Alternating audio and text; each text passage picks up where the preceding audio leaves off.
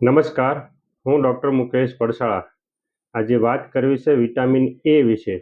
Vitamin A શરીર માટે ખૂબ આવશ્યક પોષક તત્વ છે, જે મુખ્યત્વે આંખ એટલે કે દ્રષ્ટિ અને રોગપ્રતિકારક શક્તિ વધારવામાં ખૂબ મદદરૂપ થાય છે.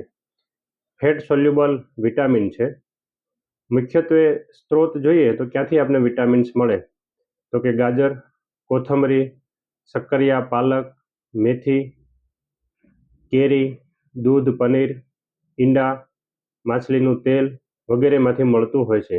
જો વિટામિન એની ઉણપ હોય તો શરીરમાં ઘણા બધા લક્ષણો જોવા મળતા હોય છે, જેમ કે રાત્રે જોવામાં તકલીફ પડવી, ચામડી સૂકી થવી એટલે કે ડ્રાય સ્કિન થવી, આંખોમાં ડ્રાયનેસ આવવી, વારંવાર બીમાર પડવું. આ બધા જ લક્ષણો વિટામિન એના હોય છે. જો તમને આવી તકલીફ હોય તો સારવાર માટે મારા ક્લિનિકનો સંપર્ક કરજો.